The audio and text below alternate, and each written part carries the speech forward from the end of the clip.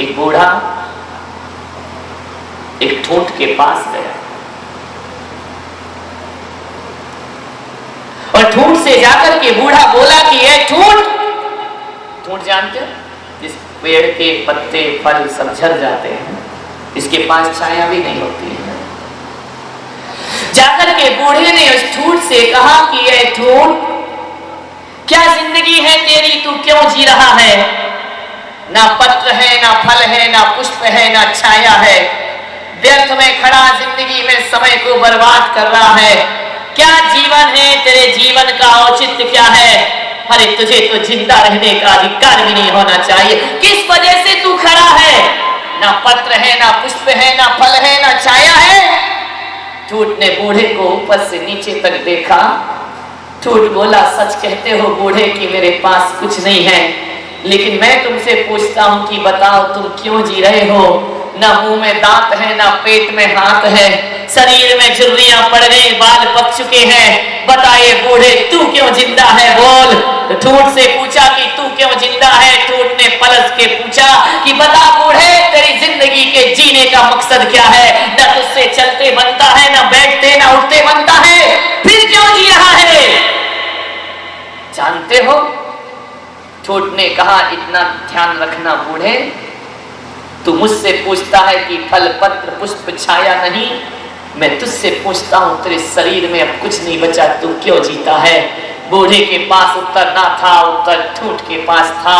ठूंठ ने कहा, ए बूढ़े, इतना ध्यान रखना, तूने पूछा है कि मैं क्यों जी रहा हूं, तो सुन ले, सावन फिर से आएगा, लेकिन तेरा गया हुआ यौवन दोबारा आने वाला नहीं है। सावन फिर आएगा, मैं फिर हरा हो जाऊंगा, लेकिन ऐ इंसान, तेरा गया हुआ यौवन दोबारा लौट करके आने वाला नहीं है। मुझ में फिर पत्र आएंगे, फिर पुष्प आएंगे, फिर फल आएंगे, लेकिन तेरी जो जवानी चली गई वह कभी भी लौट कर वापिस आने वाली नहीं है। आदमी समझ जिंदगी को, अरे पतझड़ में तो फिर सावन आता है, अंधेरी रातों के बाद फिर एक पूनम की रात आ जाया करती है, अरे कांटों के बीच भी एक फूल खिल जाया करता है, अरे नदियां सूखती हैं तो बारिश में फिर भर जाया करती हैं, लेकिन ऐ इंसान, तेरी जिंदगी से जो समय गया तो फिर लाख कोशिश कर ले, इस समय दोबारा लौट करके तेरे जीवन में कभी वापिस नहीं आए। कितना समय हम दूसरों में बर्बाद करते हैं। ऐसा नहीं है कि आदमी के पास समय नहीं है, आदमी के पास बहुत वक्त है। एक सेठ से मैंने पूछा कि तुम मेरे प्रवचन में क्यों नहीं आते हो? बोले महाराज बहुत व्यस्त हूं, बहुत बिजी हूं, मेरे पास समय नहीं है। मैंने कहा कोई बात नहीं, समय नहीं है, नहीं आता, कोई दिक्कत की बात नहीं। एक दिन मैं आहार के लिए सेठ के घर के बाहर से निकला, क्या देखता हूं कि लॉन में बैठ करके वह सेठ अखबार पढ़ रहा है। मैंने पूछा, सेठ ये अखबार बता सुबह से शाम में तू कितनी बार पढ़ लेता है? बोले जब जब खाली होता हूं अखबार उठा लिया करता हूं। एक अखबार को आदमी 4 बार पढ़ता है, 5 बार पढ़ लिया करता है, फिर पलटता है, फिर देखता है, फिर पढ़ता है, फिर रख देता है। मैंने कहा तू एक अखबार को 4 बार क्यों पढ़ता है सेठ? बोले क्या करें आदमी, महाराज टाइम पास नहीं हो रहा तो समय को काटता हूँ, अखबार पढ़ लिया करता हूँ। अब सोचो सीकर वालों, उस सेठ को प्रवचन में आने का टाइम नहीं हुआ करता है, लेकिन एक अखबार को 4 बार पढ़ने का टाइम उसके पास हुआ करता है। कौन कहता है आदमी के पास समय नहीं है? अरे मेरे भाई, वो सेठ कह रहा है मैं समय को काट रहा हूं, लेकिन मैं पुलक सागर कहता हूं दुनिया में कोई भी पैदा ना हुआ जो समय को काट सके। हकीकत तो यही है कि समय ही हमारी जिंदगी को काट के रख दिया करता है, समय ही हमारे जीवन को काट के रख देता है। समय किसी के बाप का नौकर नहीं है, समय अपना मालिक है। इसलिए आचार्य कुंद को कहना पड़ा कि जीवन का कोई सार है तो समय जीवन का सार हुआ करता है। इसलिए समय सार जैसा ग्रंथ उन्होंने जैन समाज को सौंप दिया कि समय सार पढ़िए और अपनी आत्मा को प्राप्त करने का उपाय करिए, जीवन को सार्थक करने का प्रयास करिए। जीवन में समय ही सार है, समय गया तो फिर कुछ ना होगा। जो रात गई तो रात गई, फिर रात ना वापिस आती है, और जो बात गई तो बात गई, फिर बात ना वापिस आती है, और जो प्रात गई सो प्रात गई, फिर प्रात ना वापिस आती है, वो डोली लेकर बारात गई, बारात ना वापिस आती है। जो गया समय निकल गया। कितनी जल्दी समय जाता है। अभी अभी 8 बज रहे थे, 9 बज गए आपकी घड़ी में। क्या अभी 9:30 बज जाएंगे, 10 बज जाएंगे। जीवन का कुछ पता ही नहीं चलता है। कल रविवार था, आज सोमवार है, मंगलवार आ जाएगा, जीवन चला जाएगा। प्रतिपल जीवन नष्ट हो रहा है। क्या पता ही नहीं चलता है समय का। सोचना है कितने प्रतिशत समय हम अपने आप में लगाते हैं और कितने प्रतिशत समय दूसरों में बर्बाद करते हैं। यदि देखा जाए आदमी अपनी समस्याओं से निपटने का प्रयास करे, कितनी समस्याएं होंगी तुम्हारी अपने जीवन में। मैं सोचता हूं कि ज्यादा समस्याएं आदमी के पास नहीं है। 1-2 समस्याएं होती हैं, 8-10 समस्याएं होंगी। हकीकत देखा जाए तो समस्या केवल अपनी नहीं है। जब आदमी दूसरों की समस्या को अपनी समस्या बना लेता है तो सिवा समय की बर्बादी फिर उसके पास कुछ हाथ नहीं लगा करता है। दूसरों की समस्या को अपनी समस्या बनाते हो। आदमी मंदिर भी जाता है तो अपने लिए नहीं जाता, वह दूसरों के लिए जाता है। एक आदमी पूजा कर रहा है और पूजा करते समय यदि उस आदमी ने अक्षत की जगह पुष्प चढ़ा दिया, अब समस्या उसकी है, लेकिन देखने वाला उसे अपनी समस्या बना लेता है। वह कहता है क्यों रे, तुझे पूजा करना नहीं आता है? पुष्प की जगह दीप चढ़ाता है, दीप की जगह चावल चढ़ाता है। अरे मेरे भाई, वह तो गलती कर ही रहा है, लेकिन उसकी गलती को देखकर शायद हमने भी अपने जीवन में गलतियां शुरू कर दी हैं। दूसरों की समस्या को अपनी समस्या क्यों बनाते हो? फलाना आदमी मंदिर नहीं जाता है, वो धर्म नहीं करता है। अरे मेरे भाई, दुनिया के चक्कर में मत पड़िए, अपनी जिंदगी को सार्थक करने का प्रयास। सारा वक्त दूसरों में जाता है।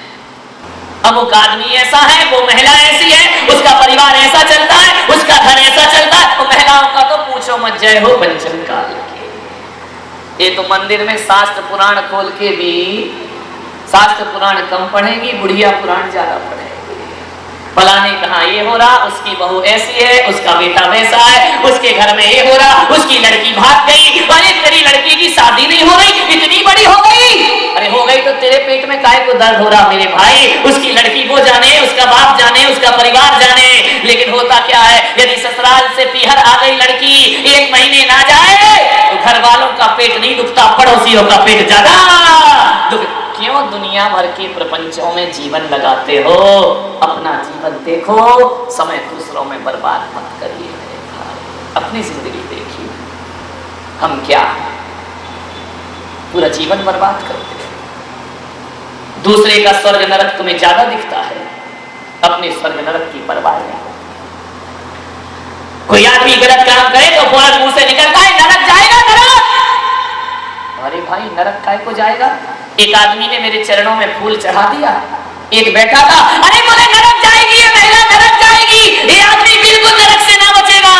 अरे मैंने कहा पंडित कितना हैरान काहे को हो रहा है? बोले नरक जाएगी महाराज। मैंने कहा क्यों नरक जाएगी? बोले आपके चरणों में फूल रख दिया, इसको नरक मिलेगा। एक इंद्रिय जीव की हत्या कर दी इसने। मैंने कहा मैंने किसी आगम में नहीं पढ़ा है कि चरणों में फूल रखे तो कोई नरक जाएगा। लेकिन पंडित एक बात ध्यान रख, ये आदमी नरक जाए या ना जाए, तू जरूर नरक में जाएगा। बोले मैं काहे को जाऊंगा? मैंने शास्त्रों में पढ़ा नहीं है कि फूल चढ़ाने वाला नरक जाए, लेकिन ये जरूर पढ़ा है कि गुस्सा करने वाला जरूर नरक जाता है। और उसने फूल चढ़ाया, तूने गुस्सा कर ली। अब याद रख पंडित कि तेरा नरक जाना। पर दूसरे को कितनी जल्दी नरक भेज देते हो। ऐसा लगता है कि यमराज के एजेंट तुम ही बन करके आए हो, किसे नरक भेजना, किसे स्वर्ग भेजना। वाह रे आदमी, अपने पंडित खाए ककड़ी और दूसरों को दे। ऐसे कोई जीवन चलता है क्या? आज सोचिए, आप विचार करिए, दूसरों के बारे में नरक सोचने वाला। एक बात ध्यान रखना, किसी के नरक के द्वार खोलोगे उसे नरक मिले या ना मिले, मेरा जैन आगम कहता है कि जो ऐसी सोच रखता है उसे नरक सबसे पहले मिला करता है। अरे स्वर्ग तो उसे मिलता है जो दूसरों के लिए स्वर्गों की कामना किया करता है।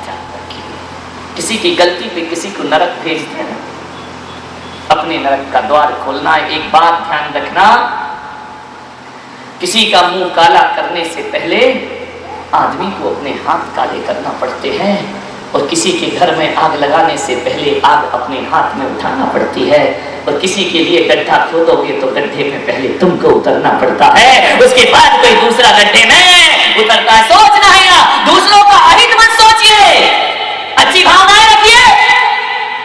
जाकर के घर में आकलन करना कि सुबह से शाम में हम दूसरों के प्रति कितने अच्छे विचार रखते हैं।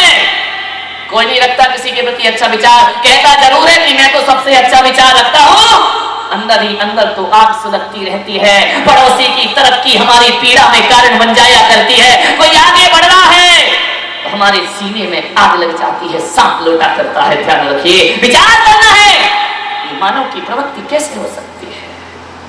जीवन सार्थक, ये महाराज नरक जाएंगे, ये माता जी नरक जाएगी, धन तेरे। कभी दिमाग में अच्छा भी बोल लिया करो, कभी इस जुबान से मीठा भी बोल लिया करो, कभी अच्छे विचार भी रख लिया करो। 24 घंटे गलत विचार, वक्त की बर्बादी, समय की बर्बादी। बुंदेलखंड में कहा जाता है कि कौए के कोसने से जानवर नहीं मना करता है। ध्यान रखना, अरे जानवर की मौत हो या ना हो, लेकिन कौआ यदि किसी को कोसता है तो अपने आने वाले भवों को बिगाड़ लिया करता है, अपनी जिंदगी को बर्बाद कर लिया कर। क्यों? अशुभ विचार बनाना अपने जीवन, दूसरों के स्वर्ग नरक की चिंता।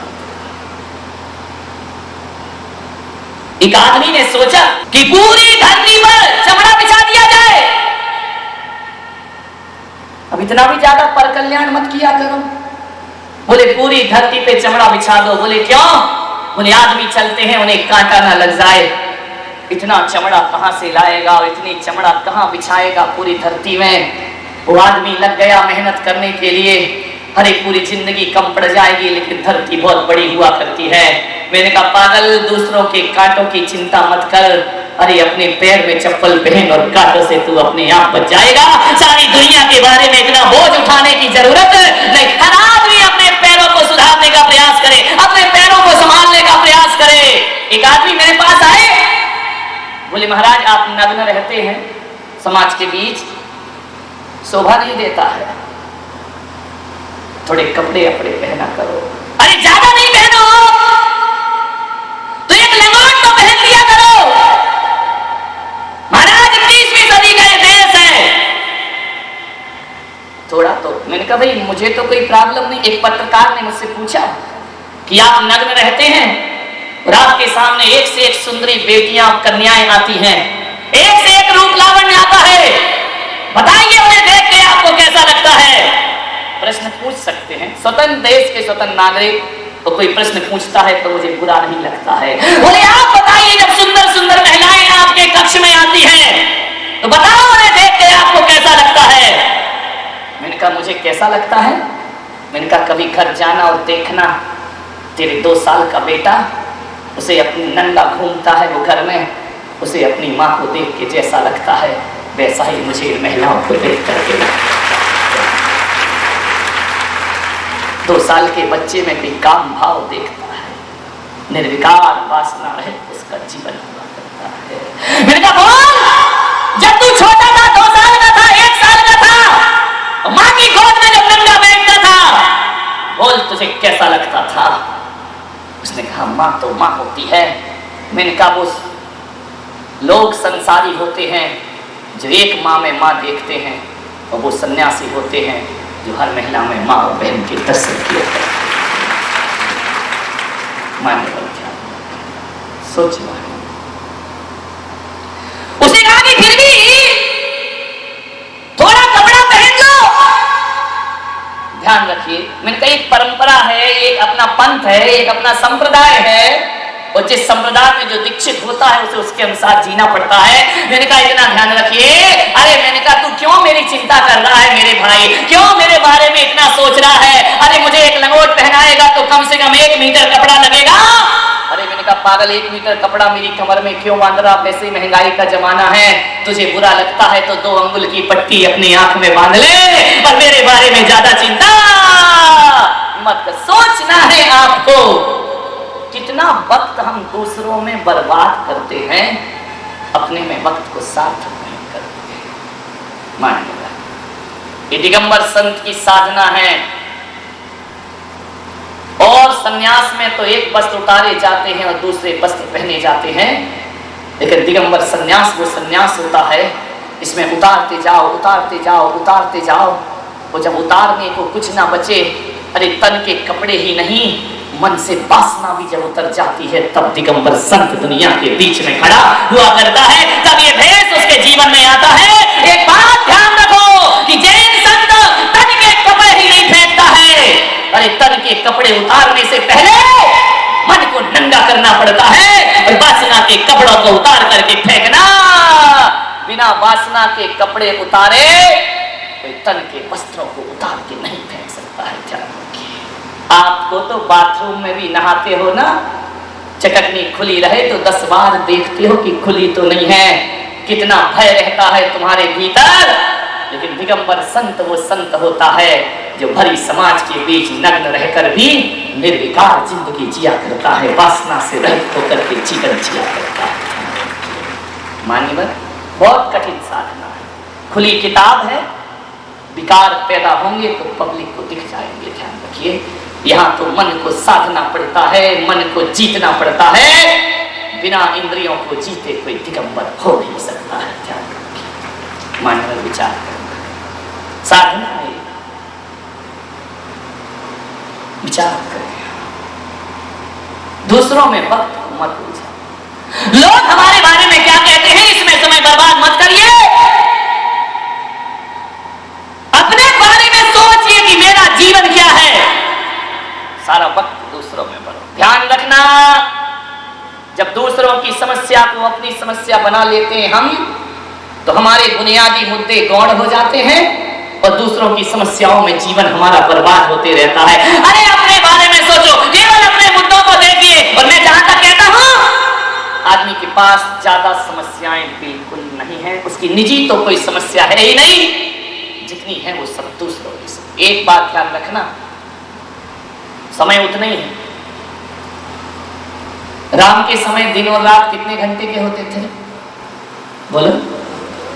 इसी रामायण में लिखा है कि 36 घंटे के दिन और रात होते थे, 24 घंटे के।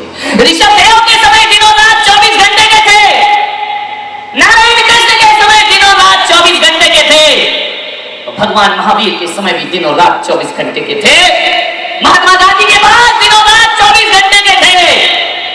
मेरे भाई, मेरे पास भी दिन और रात 24 घंटे के हैं, तुम्हारे पास भी दिन और रात 24 घंटे के हैं। एक बात ध्यान रखना सीकर वालों, कि जिन जिन लोगों ने दुनिया में जो कुछ भी पाया है इन्हीं 24 घंटों में पाया है, और हमें भी जो कुछ मिलेगा इन्हीं 24 घंटों में मिलेगा। अब तुम चाहो तो 24 घंटों को बर्बाद कर दो, और तुम चाहो तो 24 घंटों को सार्थक 24 घंटे मिलेंगे। इसी 24 घंटे में राम ने वो पाया जो दुनिया ना पा सकी, इन्हीं 24 घंटों में महावीर वो पाते हैं। ध्यान रखना, नारायण कृष्ण ने वो पा लिया जो 24 घंटे में हम ना पा सके। जो कुछ भी मिलेगा इन्हीं 24 घंटों में मिलेगा। और एक बात और ध्यान रखना, जीवन को लंबा मत बनाइए। मत सोचो कि जीवन मेरा लंबा हो, 100 साल का जीवन हो, 120 साल का जीवन हो। एक बात ध्यान रखना, जीवन में लंबाई का कोई महत्व नहीं हुआ करता है। अरे घिसट घिसट कर 100 साल जिए तो क्या जिए जिंदगी में, कोई मूल्य नहीं है उस समय का, कोई मूल्य नहीं है उस जीवन का। घिसट घिसट के 100 साल मत जियो।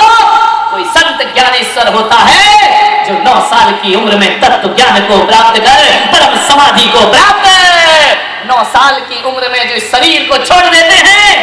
एक हिंदू समाज में संत ज्ञानेश्वर ऐसे संत हुए 9 साल में जो भूमि की समाधि ले लिया करते हैं। ध्यान रखें, 9 साल में वो 90 साल का जीवन जी करके दुनिया से चले जाते हैं। जीवन को लंबा मत बनाओ, जीवन में लंबाई का कोई महत्व नहीं है। जीवन में महत्व है तो गहराई का महत्व है। तुमने कितना लंबा जीवन जिया इसका कोई मूल्य नहीं, तुमने जीवन को कितनी गहराई से जिया इसका मूल्य हुआ करता है। और गहराई के साथ यदि 1 साल भी जी लिए तो बहुत जी लिया जिंदगी में। एक बात इसमें रखना कि सागर की लंबाई में रत्न नहीं मिला करते, सागर की गहराई में रत्न मिला करते हैं।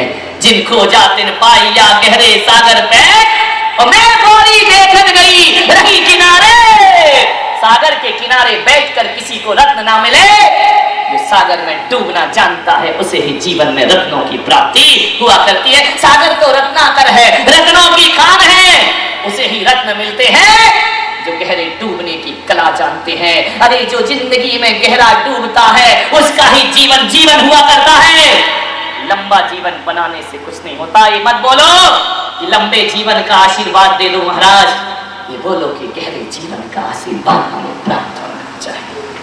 जीवन कितना गहरा है तुम्हारा, ध्यान रखना। संसार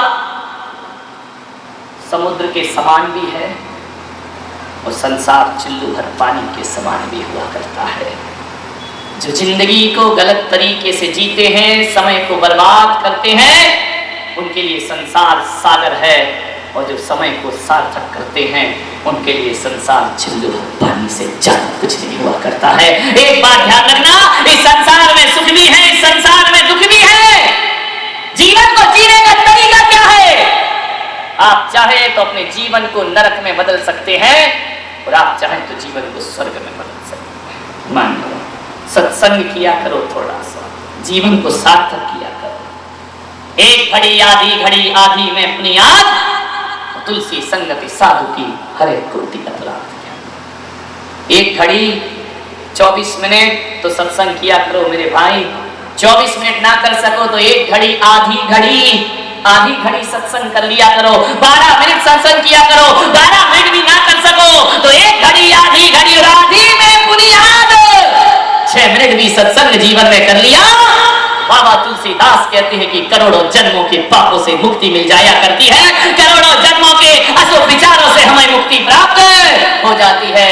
थोड़ा सा जीवन को समझ लीजिए। समय नहीं है आदमी के पास, समय मिलता नहीं, समय निकालना पड़ता है। एक आदमी से मैंने पूछा, मंदिर क्यों नहीं आते? बोले नहीं आता महाराज। मैंने कहा क्यों नहीं आते हो? बोले वो पत्नी आती है। तो मैंने कहा पत्नी आती तो उससे तेरा क्या लेना देना है? अरे महाराज सारा धर्म वही कर लेती है। तो मैंने कहा मामला क्या है? बोले मैं तो ये सोच के जीता हूँ कि सारा धर्म तू ही कर ले, मेरे पास तो इतना टाइम नहीं है। अरे वो धर्म, मैंने कहा वो धर्म करेगी तो उसको मिलेगा, तू धर्म करेगा तो तुझे मिलेगा। बोले मेरा ऐसा विचार नहीं, मेरा ऐसा सोच नहीं, मेरी ऐसी थिंकिंग नहीं है। मैं ये सोचता हूँ कि पत्नी धर्म करेगी और जब मोक्ष जाएगी तो मैं पैर पकड़ लूंगा और मैं भी मोक्ष में। अरे मैंने कहा 21वीं सदी की महिलाएं ध्यान रख, ये मत सोच कि पैर पकड़ लेगा तो तेरे को मोक्ष ले जाएगी। अरे एक झटका पैर का देगी, वो मोक्ष में जाएगी और तू धरती पर पड़ा रह जाएगा। ध्यान रखिए, आदमी सोचता है कि वो धर्म करते हैं तो हमें करने की कोई जरूरत नहीं है। एक बड़ी प्यारी सी कहानी है, बहुत अच्छी लगती है मुझे। एक डाकू था, चोर था, उचक्का था, अनपढ़ था, पढ़ा लिखा नहीं था, लूट खसोट करना उसका काम था। जंगल में उसने अपना एक इलाका बना रखा था, उसके नाम से लोग तर-तर कांपते थे। जब भी जंगल की उन पगडंडियों से कोई गुजरता था, लोग कहते कि दिन ही दिन में जंगल पार हो जाए वरना रत्नाकर डाकू आ जाएगा। उसके नाम सुनकर के लोगों के होश उड़ जाया करते थे। साधु संतों का काफिला गुजरा वहां से, जंगल से आवाज आई, ठहर जाओ, जो तुम्हारे पास हो हमारे हवाले कर दीजिए। साधुओं ने कहा कि तुम हो कौन? बोले मेरा नाम नहीं जानते, मैं रत्नाकर डाकू, मैं बाल्या भील, मेरे नाम की गूंज है यहाँ तूती बोलती है। और यहाँ का ये रिवाज है कि जो भी आएगा, ध्यान रखना, एक साधु और डाकू के दरबार में इतना ही अंतर होता है कि साधु के पास जाओगे, अरे खाली झोली लेकर जाओगे और झोली भरकर वापस आओगे, और डाकू के पास जाओगे तो भरी झोली ले जाओगे, खाली लौट करके वापस आ जाओ, इसकी भी कोई गारंटी नहीं हुआ। रत्नाकर ने कहा जो भी हो हमारे हवाले कर दीजिए। साधुओं ने कहा देखो रत्नाकर, तुम सामने आओ, इतने ही बहादुर हो कूदता टहलता तूफान की तरह रत्नाकर साधुओं के सामने आया। जो भी हो मेरे हवाले कर दीजिए। साधुओं ने कहा हमारे पास क्या, दंड कमंडल रख करके घूमते हैं, और हमारे पास होगा क्या, ना धन है ना दौलत है। रत्नाकर ने कहा ये कमंडल मेरे हवाले करो, मैं यहां के नियम नहीं तोड़ सकता हूं, कुछ ना कुछ तो देकर जाना ही पड़ेगा। साधुओं ने कहा देखो रत्नाकर, ये कमंडल लेना है आप ले लो, इनमें पानी है, और एक बात याद रख रत्नाकर, संत के कमंडल का पानी यदि तूने इसे छू लिया तो तेरी कहानी बदल जाएगी, ध्यान रखना, तेरी जिंदगी बदल जाएगी। उसने कहा ज्यादा सिखाने की कोशिश मत करो, ज्यादा होशियार मत बनो, जो भी है मेरे हवाले करो।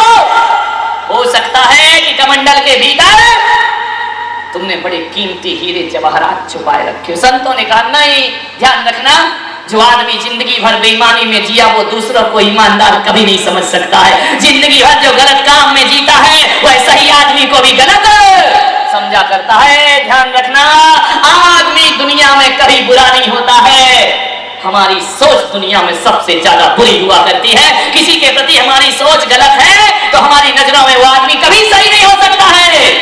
एक बात ध्यान रखना, बेस्या सती को भी बेस्या ही समझती है, और सती वो होती है जो बेस्या में भी सतित्व के दर्शन कर लिया करती है। ध्यान रखिए, अपने भीतर को तलाशो, देखो, यदि आदमी का आपको बुरा लग रहा है तो मान कर चलना कि बुराई उसमें हो या ना हो, मेरे भीतर जरूर कहीं ना कहीं कोई बुराई, दूसरों को नालायक कहने वाला कभी जीवन में लायक नहीं हो सकता है। ध्यान रखना। रत्नाकर ने कहा साहब यही रख दीजिए।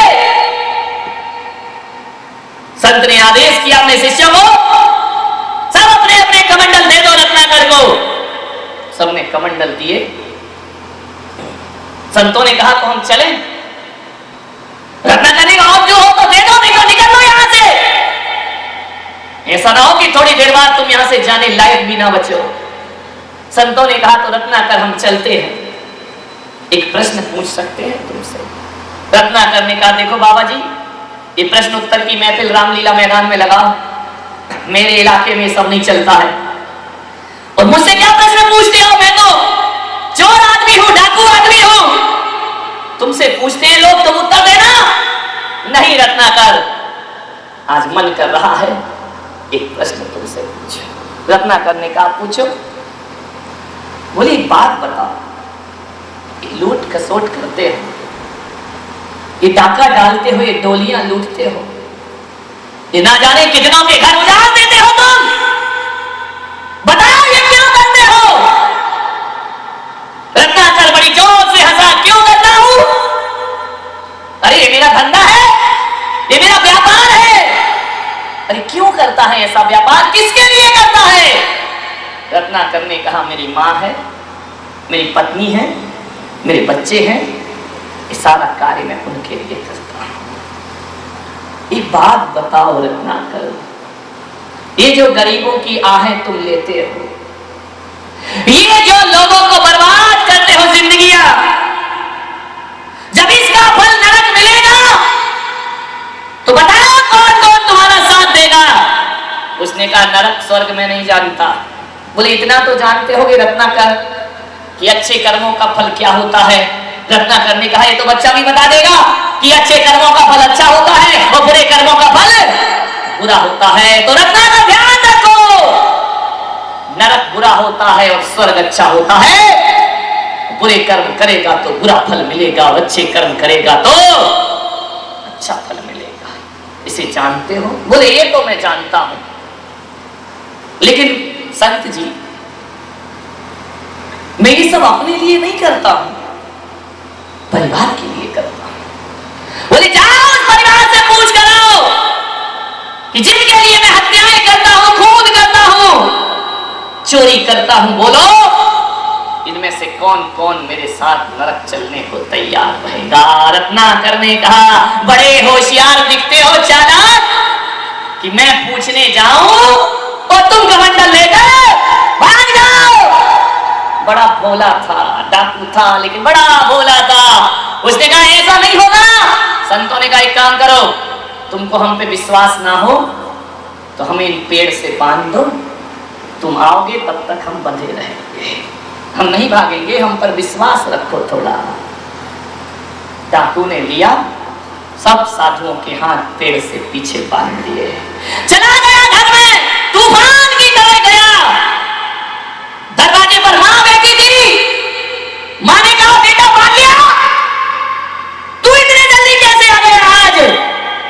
क्या कोई ग्राहक नहीं मिला आज? बोले मां मैं आज माल लेके नहीं आया, मैं आपसे प्रश्न लेकर के आया हूं। तू क्या प्रश्न पूछेगा पागल? बोले मां आज एक जिंदगी में पहली बार प्रश्न पूछने आया हूं, बता मां मैं जो गलत काम करता हूं, लूट खसोट करता हूं, इसका फल क्या मिलेगा? मां ने कहा बेटा बचपन से कहते आ रही हूं गलत काम मत कर, मैं तेरी मां हूं, गलत शिक्षा नहीं दे सकती, इसका फल तुझे नरक मिलेगा और तुझे मर करके नरक जाना।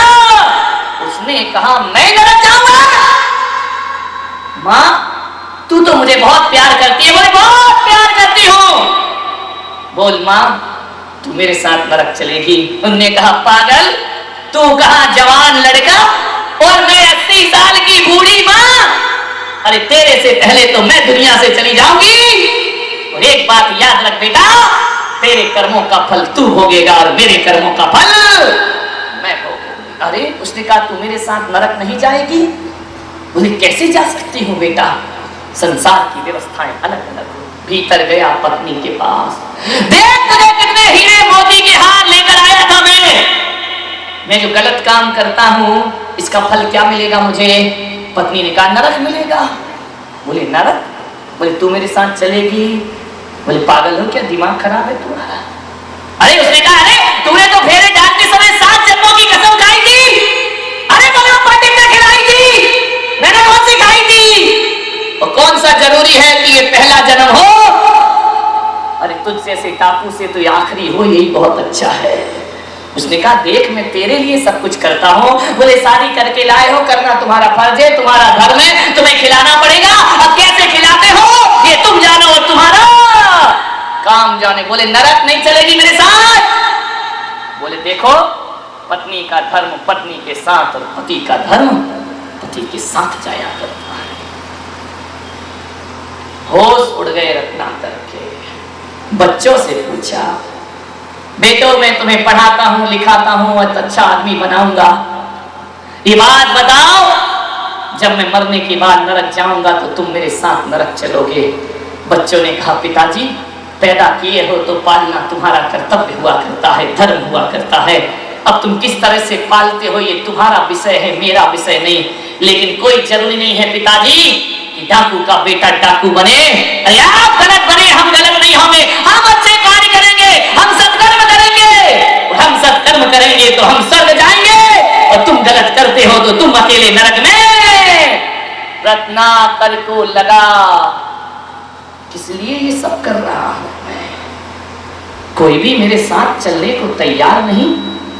तूफान की तरह गया था घर, निढाल होकर के लौटा, थका हुआ शरीर लेकर के वापिस आता है, ढीला ढीला सा चाल में वो जोश नहीं। साधुओं ने पूछा रत्नाकर उत्तर मिल गया? बोले मिल गया संत जी उत्तर। अरे तेरी आवाज की वो खनक कहां गई? तेरी आवाज की गंगार कहां गई? बोल। तूफान की तरह गया था और थका हुआ सा क्यों लौटा है? बोले आज जिंदगी समझ में आई है। क्या समझ आया तुझे? कौन कौन जाएगा तेरे साथ नरक? संत जी आज मेरी आंखें खुल गई और आज इतना ही समझ में आया है मुझे। बोले क्या आया है? बोले ये दुनिया है स्वार्थ की, ये दुनिया माल में तो साथ देती है, लेकिन जब कर्मों की मार पड़ती है तो कोई भी साथ देने को तैयार नहीं हुआ करते। माल में मेरी पत्नी भी साथ है, मेरा बच्चा भी साथ है, मेरी माँ भी साथ है, लेकिन नरक जाने में मेरे साथ कोई भी नहीं हुआ करता है। तो संत ने कहा रत्नाकर जिंदगी समझ आई? उसने कहा बहुत दिनों बाद आई। रत्नाकर ने कहा तो अब मैं क्या करूं? संतों ने कहा क्या करना चाहते हो? अरे बोले बताओ कुछ जो मैं नरक से बच सकूं। मेरे जीवन का उद्धार कैसे होगा, कल्याण कैसे होगा? संतों ने कहा सचमुच कल्याण करना है तो वक्त को बर्बाद मत कर पागल।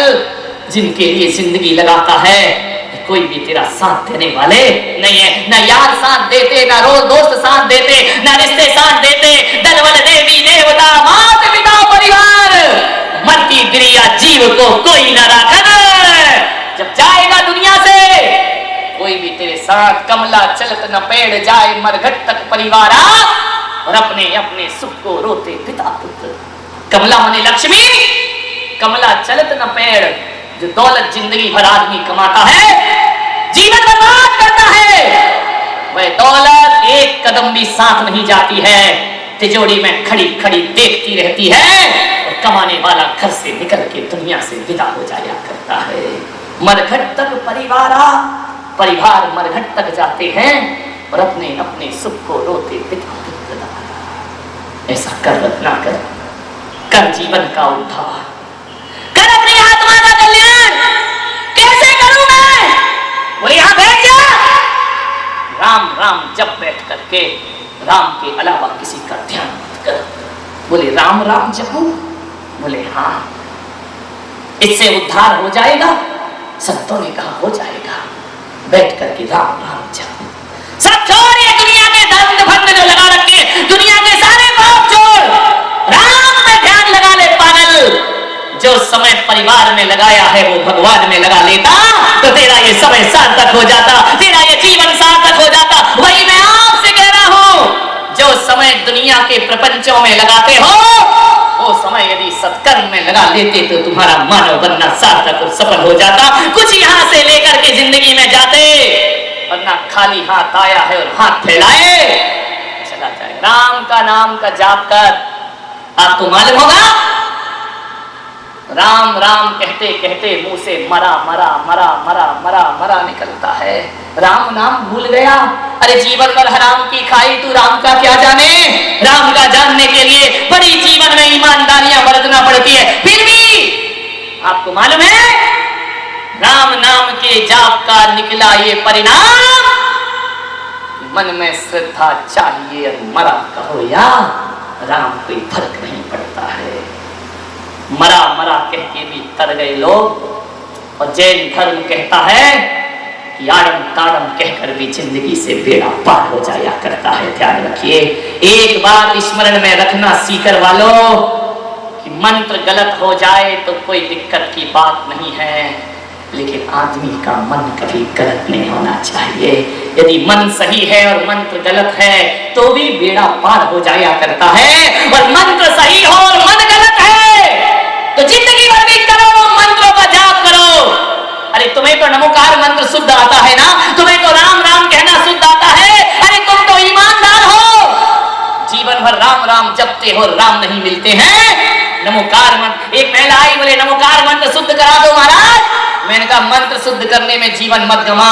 अरे मन को शुद्ध कर ले तो गलत मंत्र भी जीवन का उद्धार कर दिया करता है। मन सही होना चाहिए, मन पवित्र होना चाहिए। आड़म ताड़म कछु न जानम, सहज वचन प्रमाणम। अंजन जैसे चोर नमो अरिहंताड़म कहना भूल जाते हैं और आड़म ताड़म कह करके जीवन को सार्थक कर ले। किस शुद्ध उच्चारण में लगे हो मेरे भाई? उच्चारण अशुद्ध हो तो भी कोई फर्क नहीं पड़ेगा। अरे उच्चारण अशुद्ध से कोई फर्क नहीं पड़ता। आदमी का आचरण शुद्ध होना चाहिए, आदमी का व्यवहार शुद्ध होना चाहिए। आचरण को शुद्ध करो, उच्चारण नहीं। मन को पवित्र करो। मंत्र कोई भी हो कोई फर्क पड़ता। मन को सुधारो, सार्थक करिए। मान्यवर समय को समझने का प्रयास, समय की कीमत समझिए, वक्त की कीमत को समझिए। वक्त बेवफा है, आता है चला जाता है। सम्राट सिकंदर भी यहाँ वक्त के हाथों से चला जाता है। दुनिया तेरे रीतों रिवाजों का क्या कहना, सुबह जो आता है वो शाम चला जाता है। मानिए इस समय फिर हाथ न आएगा कभी। जो शुभ है, जो अच्छा है उसे कल पे कभी मत टालना, उसे आज ही कर लो, इसी वक्त कर लीजिए। काल करे तो आज कर, और आज करे तो अब। पल में प्रलय होएगी, बहुरी करेगा। कबीर जैसे ज्ञानी कहते हैं, जो काम कल करना है उसे आज ही कर डालो, और जो आज करना है उसे अभी कर डालो, क्योंकि समय का कोई भरोसा नहीं होता है। जो शुभ है, जो मंगल है, जो कल्याण में कारण है, उसे तुरंत कर डालिए। वक्त कभी भी हमें धोखा दे सकता है। मेरा ये प्रवचन एक लड़के ने सुना, दूसरे दिन प्रवचन में आया, हाथ में प्लास्टर बना, पैर में पट्टी बंधी, सिर में पट्टी। मैंने कहा ये क्या हो गया? बोले तुम्हारे प्रवचनों की सजा है। अरे मैंने कहा तूने कर क्या लिया? अरे बोले तुमने कहा ना काल करे सो आज, काज करे सो अब।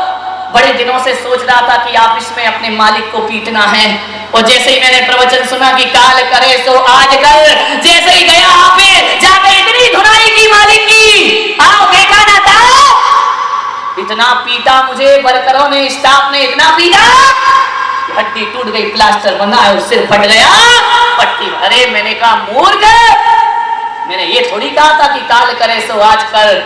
अरे जो शुभ है उसे आज कर, और जो अशुभ है उसे कल पे टाल देना चाहिए।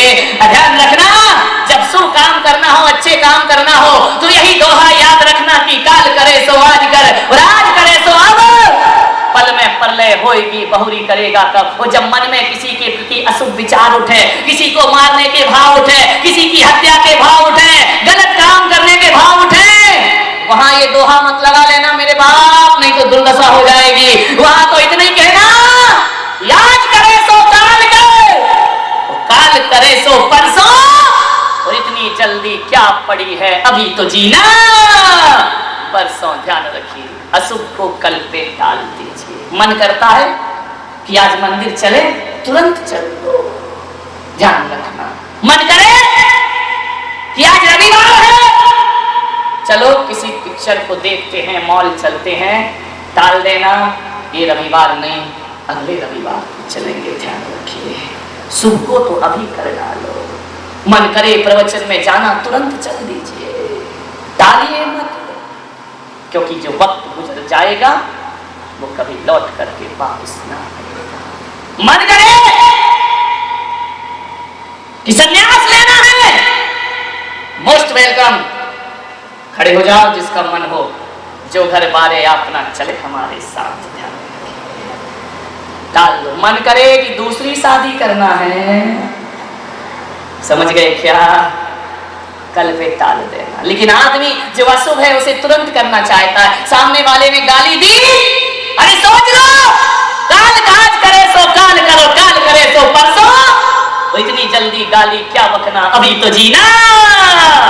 लेकिन तुम तो ऐसे रेडीमेड तैयार हो कि सामने वाले ने एक गाली दी, चक्रवर्ती ब्याज से वापिस कर दिया करते हो। ध्यान रख, अरे टाल दो अशुभ को, शुभ को जल्दी करने का प्रयास। समय को बर्बाद मत करिए, कुछ ना कुछ। मुझे देखो, सोचो मुझे क्या कमी है। यदि मैं प्रवचन ना करूं तो आहार मिलेगा या नहीं? बोलो, अरे बेईमानो बोलो ना यार, हाँ या ना। नहीं हो तो मैं सूरत से बुला लूंगा, बाबूजी आए, टेंशन लेने की जरूरत नहीं है। मैं प्रवचन करूं या ना करूं, आहार तो मिलेगा। मैं प्रवचन करूं या ना करूं, एक आवाज करूंगा और मेरा काम हो जाएगा। ध्यान रखना, मेरे भक्त ऐसे हैं कि मैं पूरा शब्द भी ना बोल पाऊं और काम कर दिया करते हैं। ध्यान रखिए, मुझे क्या कमी है? अब आप सोचो, हर चीज जब संत के इशारे पे हो जाती है, और संतों के बारे में तो ये कहा है कि संतों का काम जब इंसान नहीं कर पाता तो उसका काम फिर भगवान आकर के अपने आप बना दिया करता है। इंद्रो मुनि नाम सखा, इंद्र जो होता है वो मुनियों का मित्र हुआ करता है, मुनियों का सखा हुआ करता है। अरे जो काम तुम ना कर सको वो काम फिर परमात्मा आके कर दिया करता है। ध्यान रखना, सोचना। फिर क्या जरूरत है मुझे एक गले बैठने के बाद भी गला फाड़ने की? मैं कुछ भी ना करूं तो भी जीवन आराम से चलेगा। लेकिन ध्यान रखना,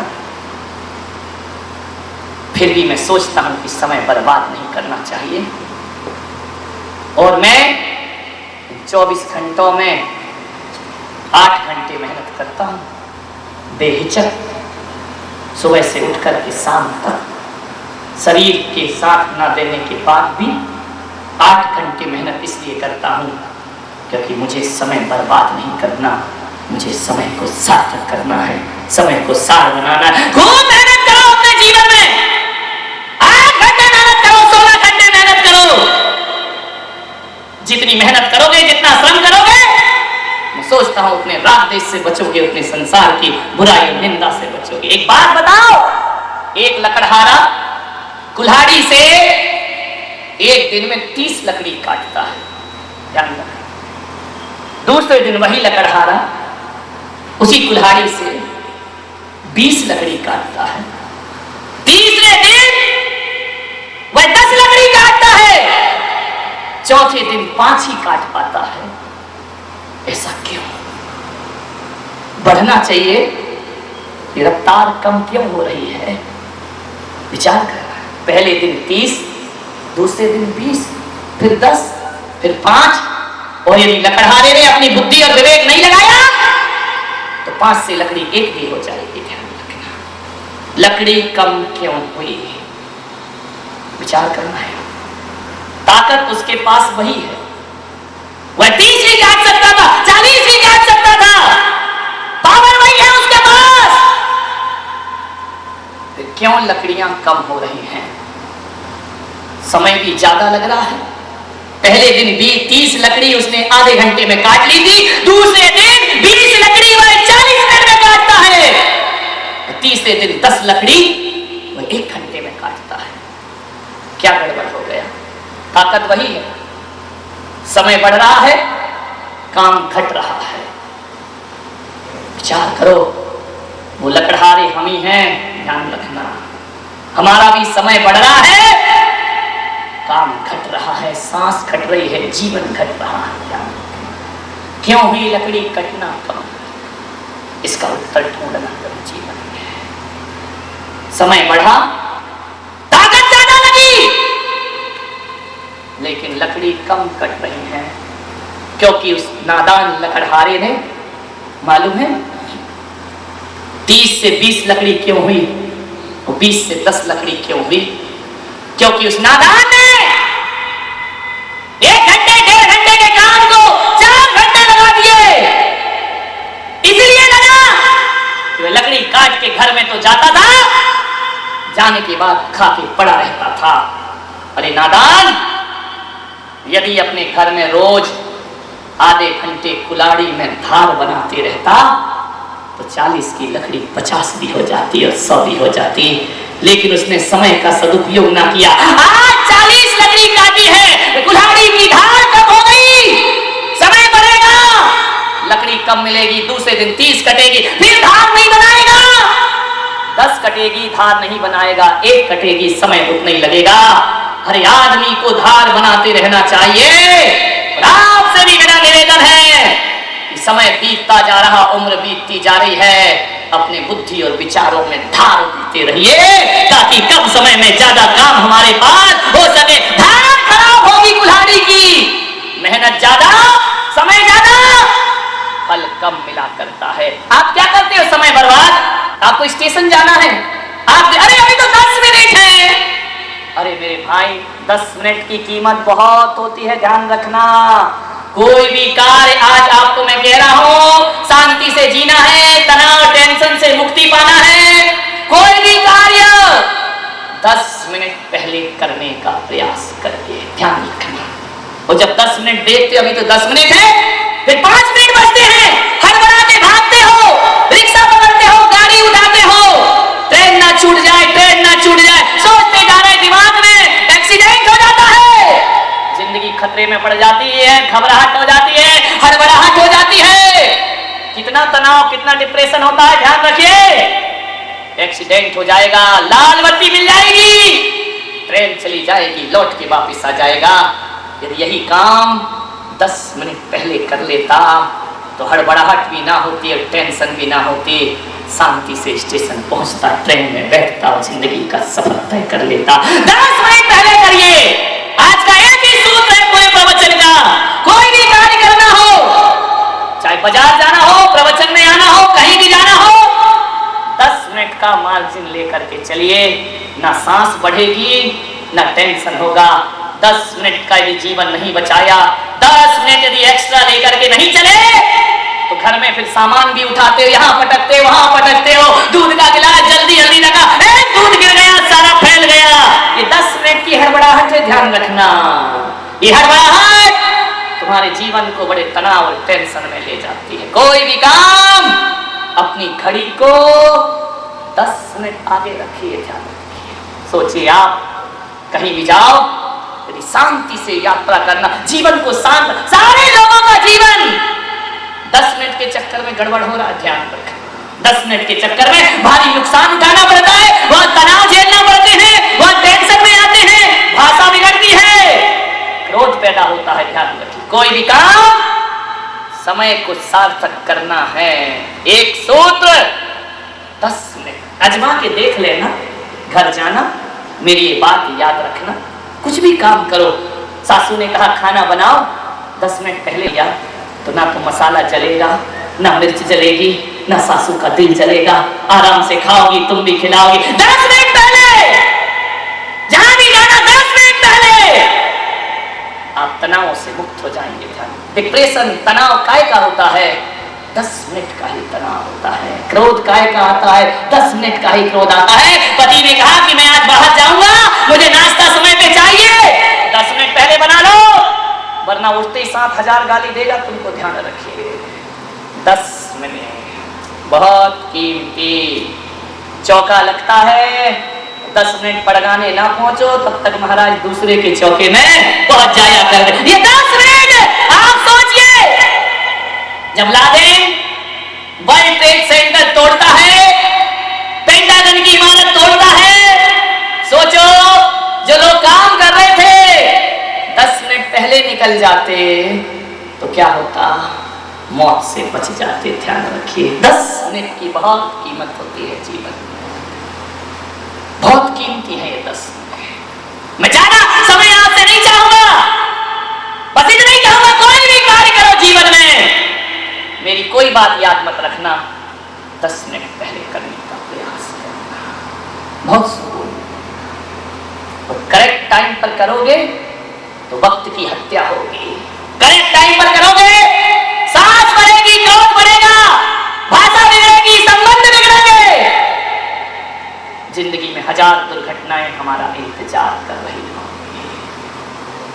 एक बात याद रखिए, 10 मिनट का टाइम तुम्हारे पूरे समय को सार्थक कर सकता है। इसका प्रयोग आज नहीं तो कल करके देखना। और एक ही चीज कहूंगा, कोई भी कार्य करके मत सोचना कि खत्म हो गया। लकड़ी काटने के बाद कुल्हाड़ी में धार देना बहुत जरूरी है। यदि धार ना दोगे तो वक्त लगेगा, समय लगेगा, हाथ कुछ ना लगेगा, पिछड़ जाएंगे आप दुनिया की भाग दौड़ में। सोचो, 10 मिनट का टाइम लेकर गाड़ी चलाओगे तो शांति से गाड़ी चलेगी, और 10 मिनट का मार्जिन नहीं रखोगे, दुर्घटना जीवन में घट जाएगी। पेपर देने जा रहे हो, 10 मिनट पहले पहुंचिए। विद्यार्थियों से कहूंगा, और जो 10 मिनट पहले नहीं पहुंचते, घबराहट में जो याद रहता है बच्चा, वो भूल जाया करता है।